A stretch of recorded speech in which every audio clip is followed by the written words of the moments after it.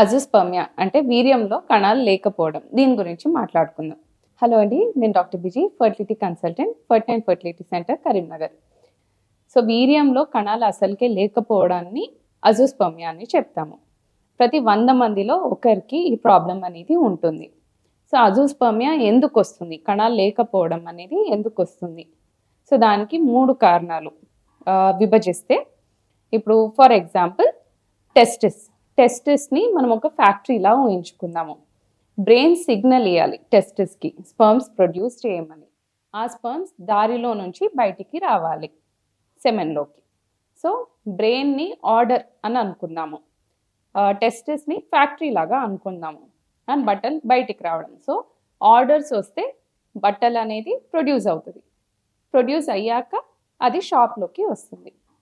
ఇది మనం ఇమాజిన్ చేసుకుందాం. సో బ్రెయిన్ నుంచి ఆర్డర్ రాకపోవడము, సో హార్మోన్ ప్రాబ్లం ఉండడము, హార్మోన్ ప్రాబ్లం ఉండి హార్మోన్ సిగ్నల్స్ కరెక్ట్గా టెస్టిస్లోకి అందకపోవడం. ఈ ప్రాబ్లం వల్ల టెస్టిస్ అనేది స్పర్మ్ని ప్రొడ్యూస్ చేయదు. అట్లా కణాలు వీర్యంలోకి రాదు. ఇదొక ప్రాబ్లం. నెక్స్ట్ ఫ్యాక్టరీ అంటే టెస్టిస్. ఫ్యాక్టరీలోనే ప్రాబ్లం ఉండడం. సో యూనిట్లో ప్రొడక్షన్ అనేది ఆగిపోతుంది. ఇది ఎట్లా అవుతుందంటే, కొన్నిసార్లు యూనిట్కి దెబ్బ తగలడం, సో టెస్టిస్కి ఇంజరీ అవ్వడము, లేదా వారికోసీల్, టెస్టిస్ చుట్టూ నరాలు అనేది ఉబ్బడం, దీన్ని వారికోసీల్ అని చెప్తాము. ఇది సివియర్ ఫామ్లో ఉన్నప్పుడు టెస్టిస్ నుంచి ప్రొడక్షన్ అనేది జరగదు. కొన్నిసార్లు జెనెటిక్ ఉండొచ్చు. సో జెనెటిక్ ఫ్యాక్టర్స్ వల్ల కూడా టెస్టిస్ అనేది ప్రొడక్షన్ అనేది ఉండదు.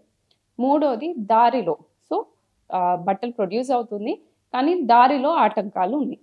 సో దారిలో అడ్డు ఉంటే కొన్నిసార్లు ఫ్యాక్టరీ నుంచి యూనిట్ వరకు రాకపోవచ్చు. అది ఎప్పుడు అంటే వెసెక్టమీ సర్జరీ. సో పిల్లలు కాకుండా సర్జరీ చేసినప్పుడు, అది కాకుండా కొన్నిసార్లు అతుకులు ఏర్పడు, పదే ఇన్ఫెక్షన్ రావడం వల్ల స్కార్ అయి దారి మూతబడుడు, ఇట్లాంటి ప్రాబ్లమ్స్ ఉన్నప్పుడు అది బయటికి రాదు.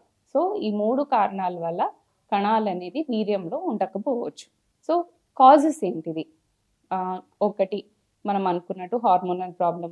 రెండోది రేడియోథెరపీ, కీమోథెరపీ, ఏదైనా క్యాన్సర్ వల్ల రేడియేషన్కి ఎక్కువ ఎక్స్పోజ్ అవ్వడం వల్ల, లేదా పనుల్లో ఆక్యుపేషన్లో ఎక్కువ పెస్టిసైడ్స్కి కానీ కెమికల్ ఎక్స్పోజర్ ఎక్కువ ఉండడము, లేదా మైనింగ్ వర్కర్స్ హీట్లో ఎక్కువ ఎక్స్పోజర్ ఉండడము, వీటి వల్ల కూడా ప్రొడక్షన్ అనేది ఉండదు.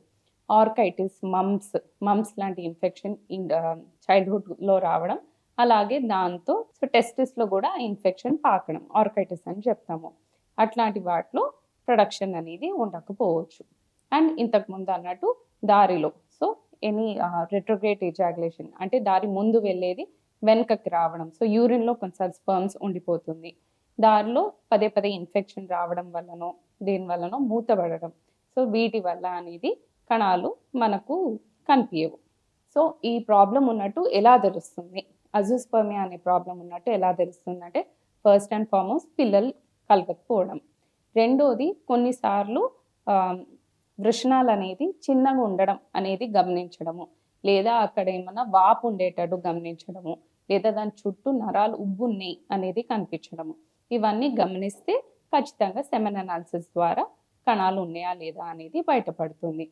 సో దీనికి టెస్ట్ సెమెన్ అనాలిసిస్ ఒకటేనా? ఫస్ట్ అండ్ ఫార్మోస్ట్ ఇది ఉందా లేదా అని తెలియాలి, అజోస్పర్మియా ప్రాబ్లం ఉందా లేదా అని తెలియాలి అంటే ఫస్ట్ టెస్ట్ అనేది సెమెన్ అనాలిసిస్. సో సెమెన్ అనాలిసిస్లో కణాలు అనేది వీర్యంలో ఉన్నాయా లేదా ఇది చూస్తే అజోస్పర్మియా ఉందా లేదా అనేది తెలిసిపోతుంది.